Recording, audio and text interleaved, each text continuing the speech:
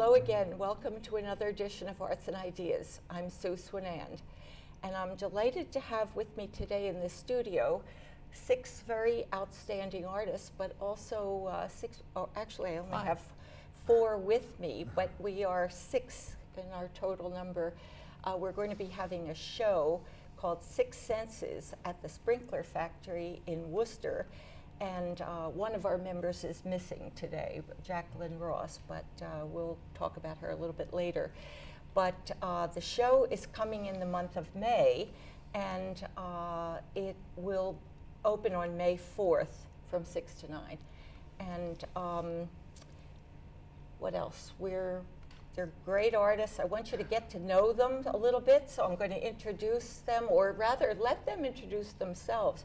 I'll start with you, Michael. Sure. I'm Michael Hashey, artist who's born in Worcester, actually, teacher in Worcester. Do you want me to go on? Yeah, you teach at Worcester State, right? I've taught any number of academic institutions in Worcester. The School of the Worcester Art Museum, the Clark University, most recently, last 20 years most recently, Worcester State University. And I'm an artist who's had studios around the area and also, quite mercifully right now, have a studio at home.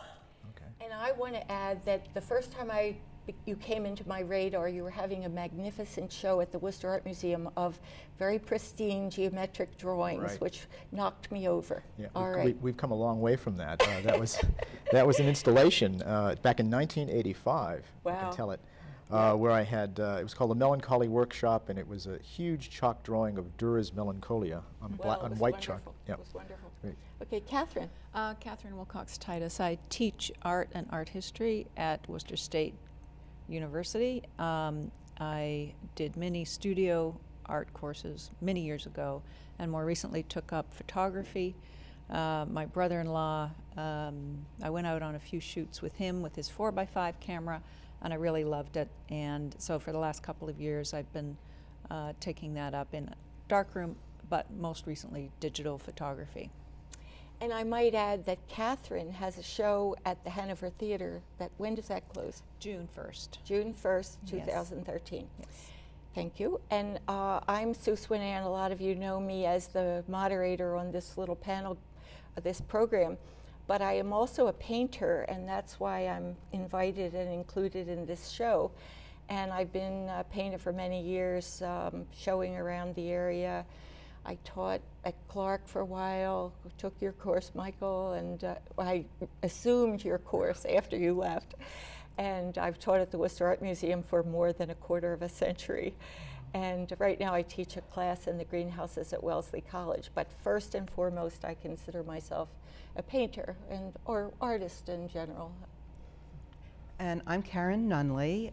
I do watercolor and printmaking. I'm part of Blackstone Print Studio, which is a cooperative studio in the Sprinkler Factory in Worcester. And I was not trained as an artist. I was a French major and did computer work and technical writing much of my life. But after my second son was born, I took a watercolor class with Cheryl Griffiths, and that kind of got me rolling. And since then, I've been doing watercolor and printmaking. And she's had a lot of success with exhibiting her prints recently. You've been in quite a few pretty prestigious shows with the New England, the Monotype Guild of New England. Yeah, well, it's really rolling. Yeah. Peter? I'm Peter Wise. I'm a co-exhibitor with Catherine at Double Exposure, which is presently at the Hanover Theater. And it runs actually past June 1st, June 23rd, I think it is. But anyway, if you all can go, it'd be good. I'm from Albuquerque, New Mexico. I do painting and I do photo montage. I've been in this area for 30 years, so I consider myself a happy resident of Massachusetts and not school trained. Some of my activities, I was in an anti-censorship group called Sleeping Dog in the 1990s, and in Grove Street Gallery for a while in Worcester. And I consider Worcester sort of the hub of the art community from where I'm at. Wasn't Grove Street wonderful? You know, that's where I first met you, too. Yes. That was a great networking for everybody in those days. The other artist that is missing is Jacqueline Ross, and she is a printmaker primarily, but also a painter, and she belongs to the Blackstone print studio with Karen, and she was an educator in the city of Worcester for many years and was very involved also in developing special curricula for the city of Worcester, for the school system. So, you know, I want to let you know too, the sprinkler factory is right at 38 Harlow Street. It's in a lovely old mill, factory, I shouldn't say mill. And the space is wonderful for exhibiting, and we'll probably have a good 70, 80 works there. So, you know, that's why we're here, and that's what we want to tell you about. I wanted to ask just a little bit about the concept of the show, because the title of the show is Six Senses, and we have 6 artists, and we were kind of playing with that idea, though, that there's something that goes on in art that is a little bit beyond sight, and all of the arts really come to us through the senses. And what we were thinking about is what happens when we look at art or listen to music that is something that's a little bit more than what you're hearing. And anybody want to, Karen, maybe you? Well, we are doing a composite piece that does address the 5 senses, the 5 physical senses, where we're each doing 2 works that we're going to hang together. Mine is on touch, but we could do whatever we wanted. But the idea of the show and calling it Six Senses was that there's, when we do artwork, there's something more than the 5 senses. I think that we all talked about feeling, whether it's a spiritual thing or a magical thing or something beyond that comes through when you're doing art. And that was the kind of where we came up with the title of the show and the idea. Well, for me, when you experience art, it's almost like a moment of awareness or a moment of transcendence even, you know. And you don't know why that happens. It's not just, it's like magical. It's not just the sunset, you know, everybody could take the picture of it, but there's something that happens that kind of stirs you. And there's an awful lot of crossover between the senses. Yes. Of course, we privilege the optical, but the reason that we're attracted to certain things when I take a picture is I'm looking at the textures. I'm sort of feeling it with your eyes. Yes, yes. So I think, you know, always the sum is greater than the parts. Yeah.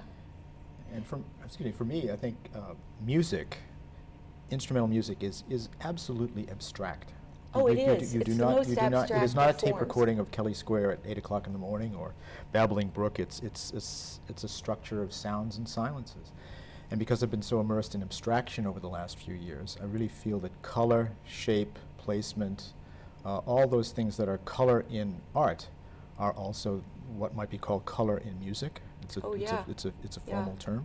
So that connection with the senses is really strong for me. And rhythm too, of course. And the magic of it is, I just heard a concert of a guy doing a guitar program, since you bring up music, and music is the most abstract form.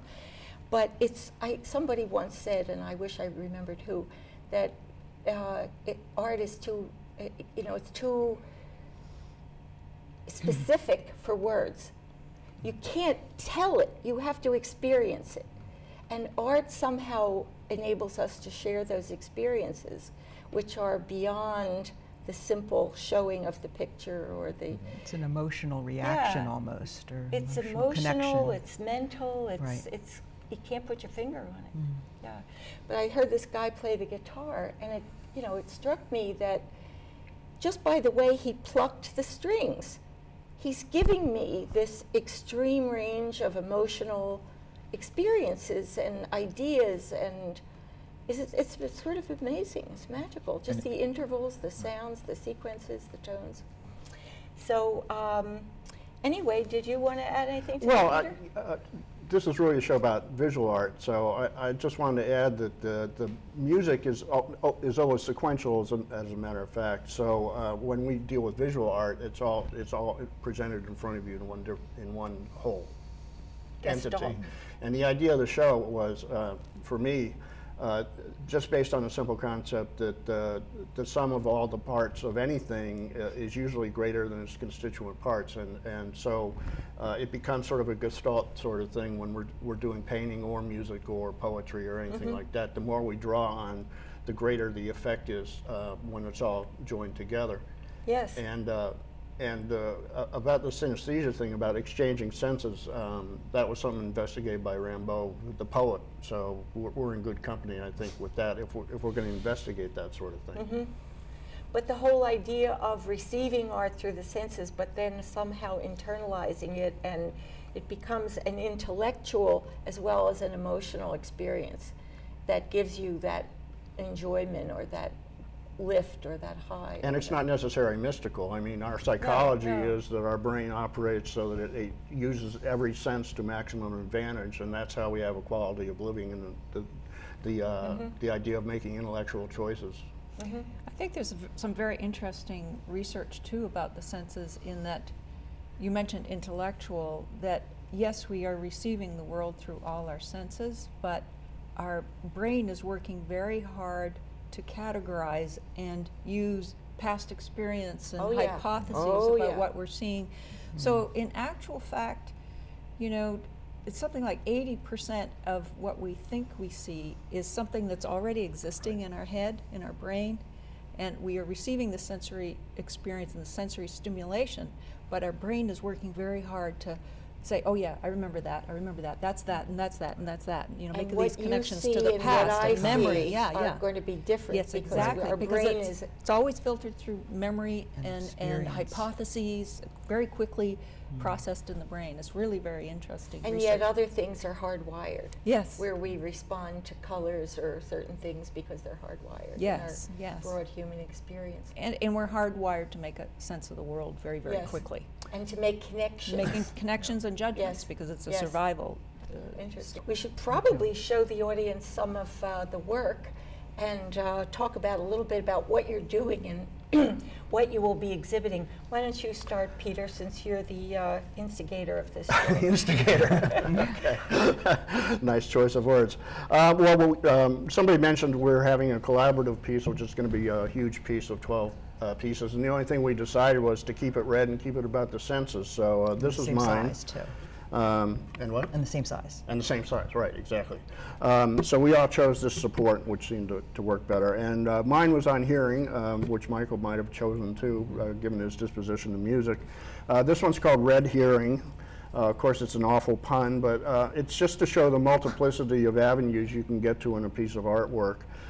You can use puns. Obviously, the red is already in it. It's based on sound. Here's a picture of Al Capone, whose son was deaf, and I just had learned that the day before I decided to do this, so it was sort of a mystic conjunction there.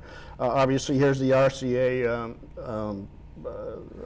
Victrola, and then I exchanged the dog for the Sphinx, who was, of course, stone deaf. And, of course, the whole idea about hearing.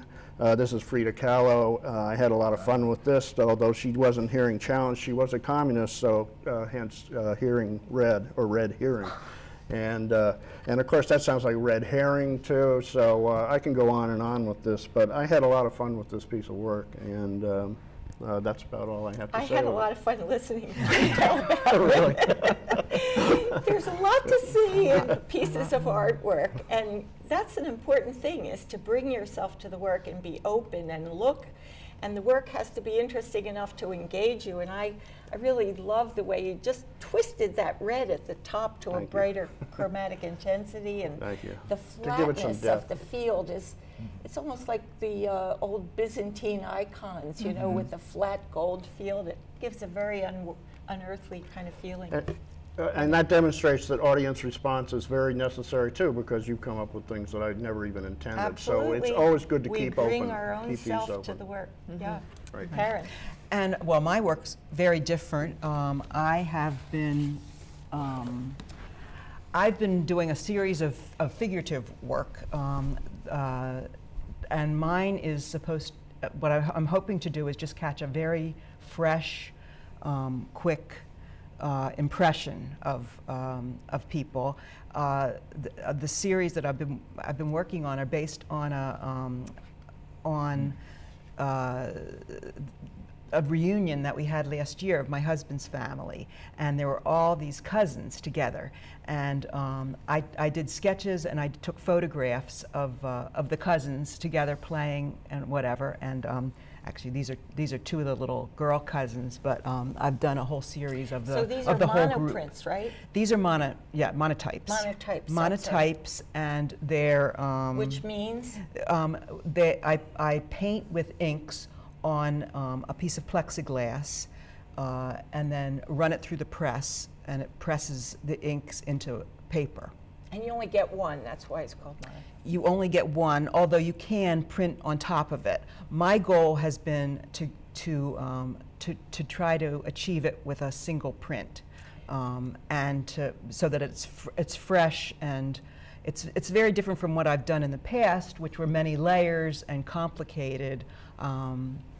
But I've always been drawn to the figure, and in both watercolor and here, and many of the pieces that I'm including are figurative pieces. They have kind of a Matisse kind of color and freshness, but I think the thing about your work that works so well because you are also a watercolor painter who is a master of brush work, drawing with the brush, it really translates and spontaneously.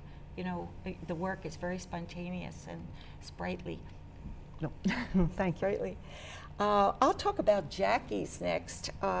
Jackie is also a printmaker with Karen at the Blackstone printers. By the way, they're in the Sprinkler Factory building as well. But Jackie has been working on monotypes for quite some time, and she also is very interested in the figure.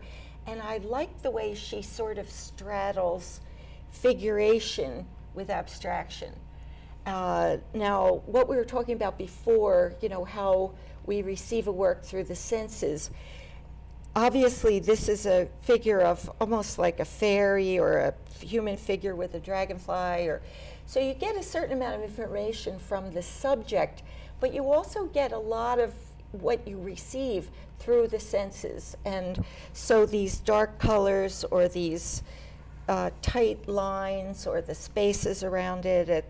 I think she's printed a linocut over a field that she did with her monoprinting.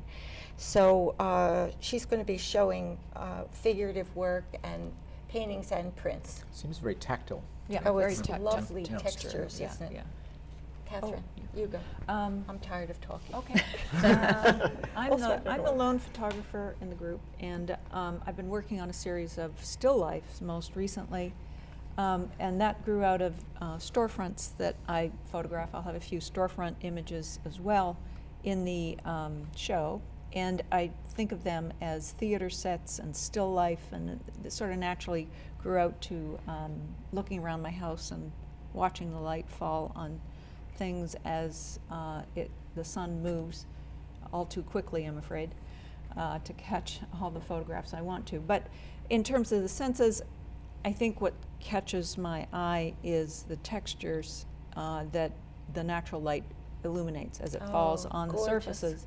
And that's one of those instances where, as I said before, you're touching things with your eyes. Yeah. You know, and it comes in optically, but you just want to reach out and touch things and touch the surfaces and the details that you see. Reminds me of Vermeer, and you said Chardin. Chardin, you know, Yes. those grays that are so. Yeah, I love those still life images, the Dutch and the Yeah. Vermeers and the Chardin. I mean, they're just exquisite. I mean, and as you know, as artists, you're always watching the light, and it's all about the light. I mean, when the light falls in a certain way Yes. at a certain time, it just makes it magical. It Gives you one of those moments. right. You have a sense of these inanimate things coming alive with the Gorgeous. light. you Their know. their radiance is revealed. Yes. It's like a draped figure, though, that's dropping in Yes. sorrow. I Right, mean, right. there's so many expressive aspects to it. Right. I mean, there's tension here, but you're right, and there's weight, and all of those come into play too. All these abstract qualities that we think of as Definitely. well. And this is like a drama. Yes, it's very Yeah. theatrical. Yeah, yeah, it's Very theatrical. Yeah. Michael. Okay, sure. Well, this This is not one of the collaborative pieces, but it is one that was done a couple of years ago.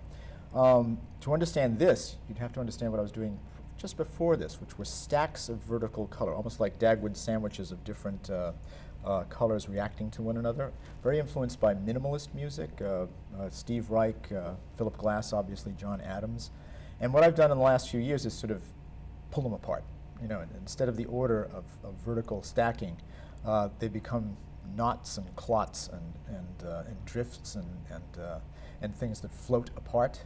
Much less structured and much more intuitively placed than. Are you thinking about compression and expansion partly, with these partly. stacks? And that relates to sound in a way too. Yeah, and interval. And also that the field, the sort of background color, you know, becomes a kind of harmony. Becomes to me a kind of total sound that is the kind of backdrop to sound fragments that are on top. So and it's a lovely way to work for me because I can be too clever by half. I need a strategy to disrupt my smartness in a way, my smart And aleck hold in you here. on to Exactly. Well, to release limit me. you. Limit. To release me in a way. You can overthink, I think. Yeah. And what's nice about this stuff is you put down a color, a goopy, juicy, shiny color. You react to it with another color. You react to it with another color, and there's a nice continuity there. These are acrylic, correct? Yes, they are. They're Okay. acrylic with lots of. Recent acrylic has gotten really high tech in terms of gels and mediums, and you can do translucencies and textures and all sorts of physical things that you couldn't do with acrylics before. So they become near oil in their viscosity. One thing I want to say quickly, we only have a few minutes left, but I want to say that the idea of colors making harmonies like music has been around for a while, and it's very, very significant. No, I'm not revolutionary. No. No, but you're extending that Yes. whole concept. I brought some funny work because I was kind of tickled by the idea of taste. And this is not typical of my work, but what I did was I thought, well, what do you taste with? It's your tongue. So I thought it would, and I just started doodling around making tongues, and then I got carried away because I started thinking about smell, and I happened to have some cumin and red hot pepper and you know, curry, and so I was pouring that in and slushing it around, and you can smell this. You can't believe it. And these are coriander seeds, which raise off the thing, but they, you know, there are lots of different levels of how people get meaning from things, and they reminded me of those pins people have in their tongues. And, you know, so, but you know, and they're all kind of gruesome mouths, and so there's that play of humor. Like all I could think of was Kiss or something. Remember the Rolling Stones? with the too, big Rolling top. Stones logo, And Monty Python, too, used to do a lot But of anyway, so different there's body kind of parts. making fun of things like that, about the sensual, you know, I'm such a sensual, I'm too sexy for my age. So it's kind of like with making fun of that, but at the same time, there is a certain lascivious quality to this, you know, with these tongues and Highly textured. It's the very, very textures, textured surface. the Yeah. flavors, the gushiness, the Yeah. dryness, and of course the physical mouths and the. But I also decided to leave these drips on the sides because I thought Excellent. That's Slurpy. eating. they're Very really slurpy. floppy and Yeah. drooly and you know. Sauce. Right. Again, it adds to the meaning. All these things are very subtle, but they somehow play into the meaning. And I'm just going to show this one for 1 second. As I say, these are not my usual work, but this one obviously is sweet and sour and a very different note, but these are little lifesavers and things. And I like things that are very tactile. Yeah, and, that's very tactile. You have a really smooth surface here, and this one's really highly textured. I tried to Yeah, keep these very nice. glossy too. When you talk about your different mediums, I wanted them to look wet. So anyway, I'm going to succeeded. have a mixed bag of works there. I'm not sure what it'll be yet. We only have a couple minutes though, so I want to, is there anything anybody else wants to add about the show? We are going to have a poetry reading on the 23rd of May at 7 o'clock. That's a Thursday night. And the poets, we have two poets. Yes, Karen Sharp and Heather Tressler, and we're very happy to have them. They're both published poets and very highly regarded, and I think they write great poetry. And you know, in terms of our six senses and all that crossover between the senses, I think it's really nice to have an evening where we cross over between the visual and the spoken word. And they'll be reading some poetry that respond to the images and some of their original poetry, and it's just going to be great. Oh, so that should be good. So you can come on the 23rd, or do come to the opening on May 4th. May 4th, May Saturday night, big party, 6 food to and 9 drink. p.m. 6 to 9 whatever, p.m. 6 to 9, good. And, yeah, there'll it's be open to the public. It'll Free and open to the free public. and open to the public. It's a really nice way to celebrate and take time to look at the art, and we'll all be there. And so I hope you'll stop by 38 Harlow Street off of Lincoln Street in Worcester at the Sprinkler Factory. You can see it online. And the other thing is it will be up for the whole month of May. And the hours are Thursdays, Saturdays, and Sundays. Thursdays 6 to 9, Saturdays and Sundays 1 to 5 1 to o'clock. 5 p.m. right. And you can also check the website. They have the hours and the images And online. a Facebook page. And We're all over. Peter did a Facebook page. We're cooking along here. Right, and you And can Karen and did we can cards. contact us if you want to come at a time other than when the gallery's open. My number and email is in there so that Okay. people could contact Very good. me and I'd let them in. So if you are like a great collector and you want to come on Monday evening at 1 a.m., Karen is ready. Yeah. Okay, thanks a lot for joining us, and we hope to see you again for another edition of Arts and Ideas next time. Thank you, Sue. Thank you, you. Sue. Thank you. Thanks for coming.